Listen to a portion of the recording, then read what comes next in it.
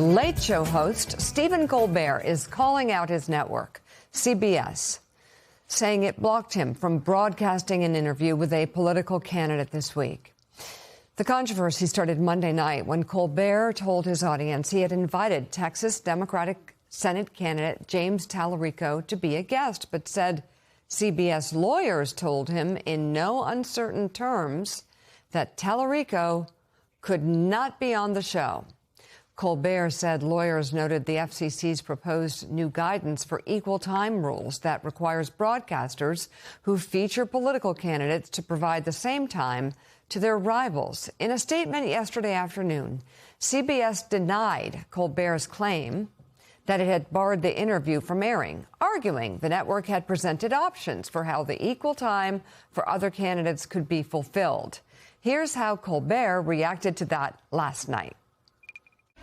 Now, I'm not a lawyer, and I don't want to tell them how to do their jobs. But since they seem intent on telling me how to do mine, here we go. Fellas,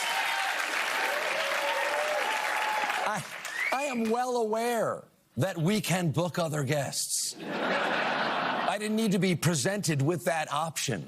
I don't know what this is about. For the record, I'm not even mad. I really don't want an adversarial relationship with the network. I've never had one. I'm just so surprised that this giant global corporation would not stand up to these bullies. Come on, you're Paramount. No. You're more than that. You're Paramount Plus.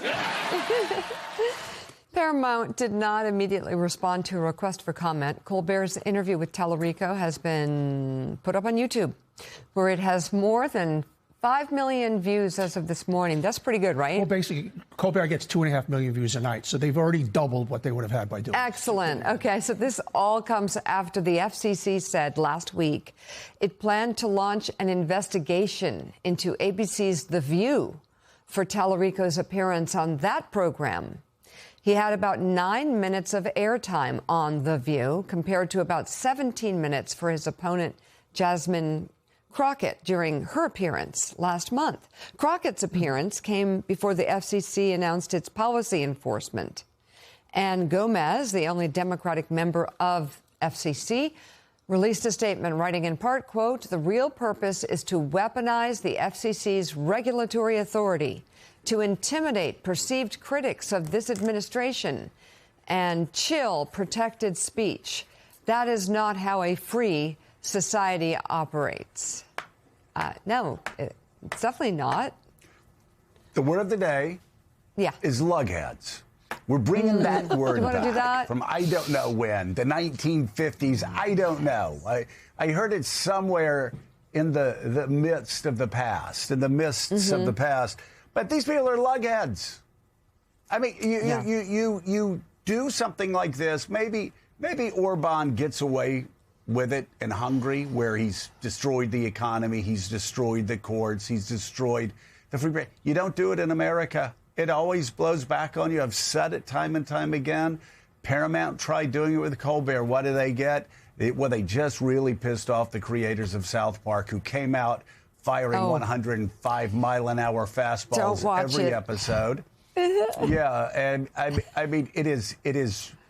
So that's what happens. And here you say, oh, we're going to stop him from being on linear television, on broadcast linear. Okay, great. You have just now invited the online world to actually see it. I mean, the candidate had to be thrilled with this because he got incredible earned media, didn't have to spend a dime.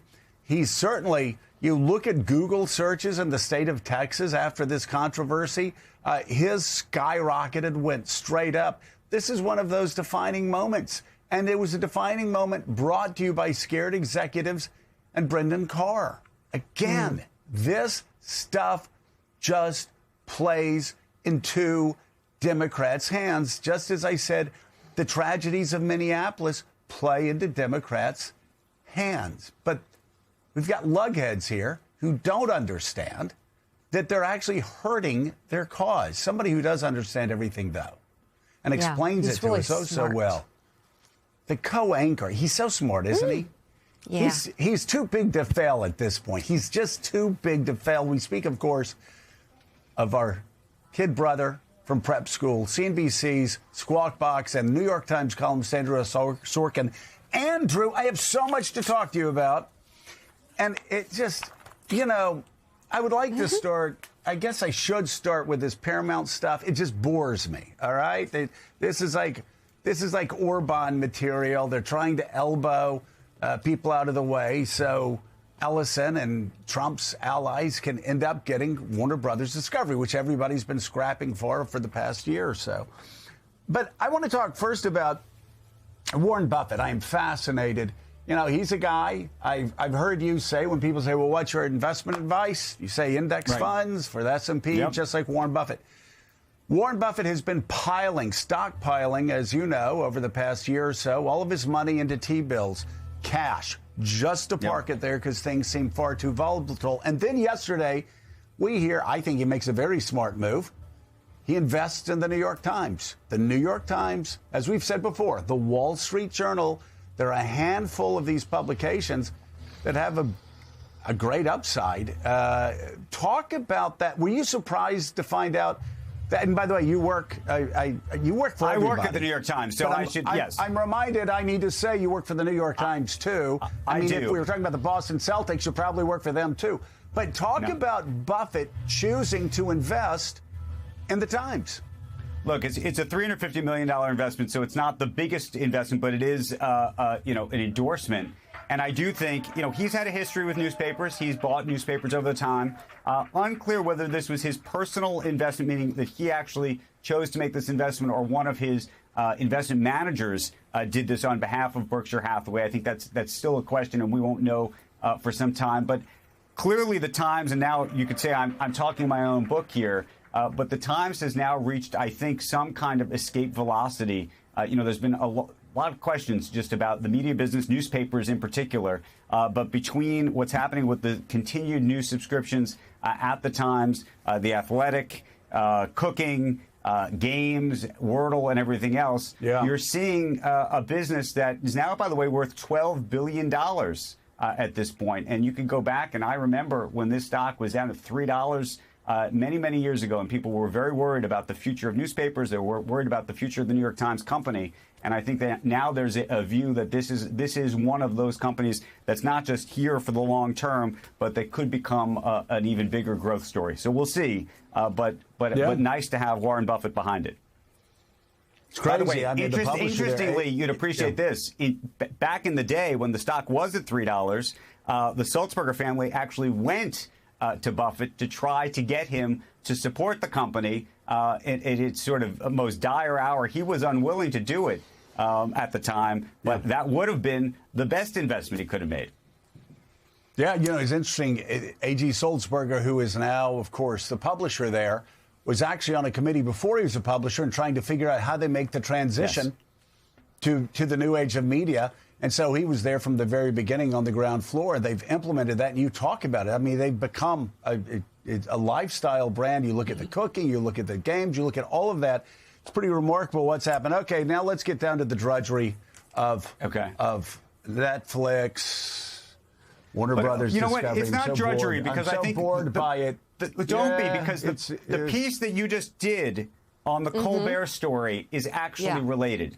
And that's why this is not a drudgery story. So, yes, the future of Warner Brothers is still in question. Yes, Paramount is vying for it, as is Netflix. And those negotiations have reopened for the next week. But the reason why this relates potentially to the Colbert story is because there's a view that to the extent that Paramount put any pressure, legal or otherwise, on Colbert over this story and this idea of who can be on the show or whatnot, could be considered a signaling device to the administration about whether they're playing ball with this administration or not. That's a lot of what's happening. You talk about sort of the sort of coercive effects of what's happening here.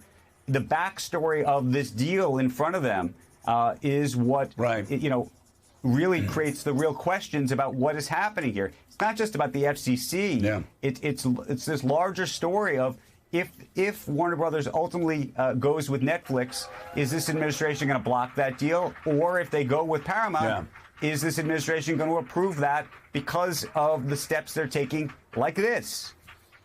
Exactly. Well, and I mean, they've been signaling now for 6 to 9 months and been pretty brazen about it. We'll see if it pays off. CNBC's Andrew Ross Sorkin.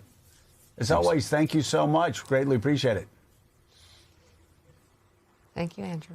He's just, usually when you thank them, they say thank you, Mika. No, but he's just sitting there. Couldn't get away. He couldn't wait to get away. He's a busy guy.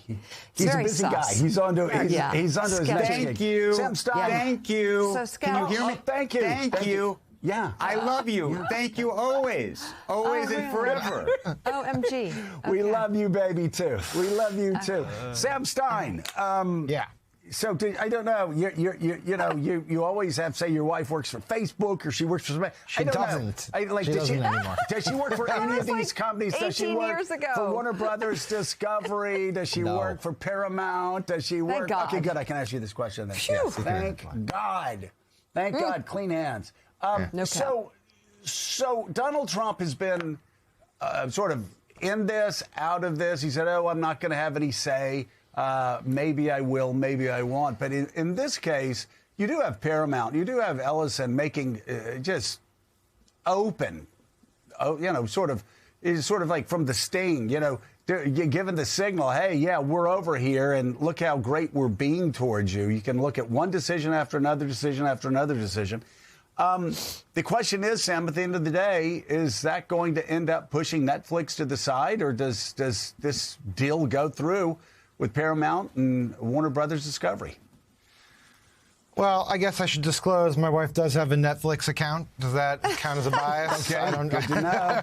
Good to know. Also, Warren Buffett, if you're YouTube? watching this and you want to invest in anything, get a Bulwark subscription. It's cheaper than $350 million. It's easy. I love the Bulwark. Thank you. Now, to your question, everyone knows what's happening here, right? We have media moguls who realize that their acquisition targets can be blessed and will go through by Donald Trump. And so they are currying favor in subtle but also overt ways. And we have an administration that's pretty open about it. I mean, Donald Trump is not really hiding the ball, right? He wants TV networks and media companies to be more favorable to him. He wants owners of those companies to be more favorable to him.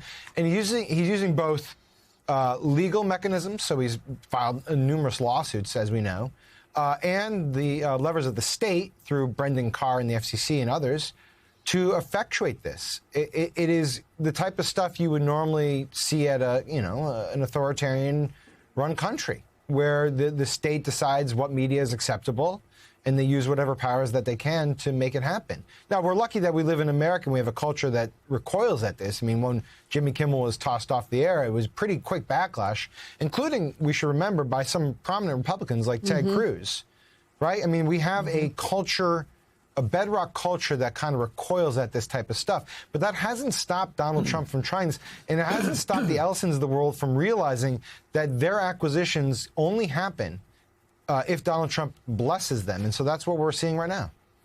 So, Lindsay, let's bring back the word lughead, because the positioning or this whatever activating toward Trump with this Tallarico interview, like anybody with half a brain in media would know that would give Tallarico tons more coverage, tons more attention, and positive coverage.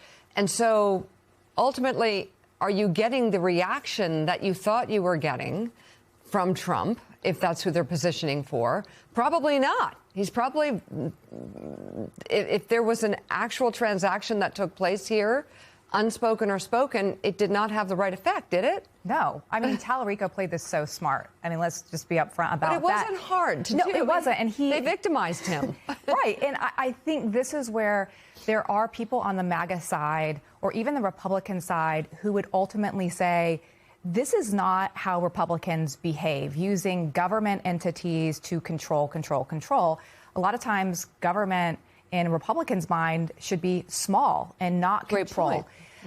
So a lot of these people do not love what Brendan Carr is doing. But I would also say I think a lot of people aren't paying attention to what is happening. I'm talking about everyday Americans now, but they are paying attention to what's happening on social media. And even just last night, not to refer back to that meeting with cabinet officials and Republican strategists, they literally suggested that Trump and cabinet members go on more podcasts. And so this is the way of the future. And so I think that by the administration digging their heels in on this issue, it's not necessarily a winning issue for them. Donnie. Yeah, it's certainly not a winning issue. Message to Brendan Carr and the FCC: step away from the late night hosts. You made Kimmel bigger than ever. You pissed off people. It was a 70% issue. People thought Kimmel should be back on the air. And basically, you look like a fool now. You made Colbert bigger than ever. He doubled his numbers as far as what's going on. And you made the Senate Democratic candidate bigger than ever. This is something that is a self-inflicted wound. So to both Trump and to both Brendan Carr and the FCC, the First Amendment is something that people really, really like in this country. Yeah.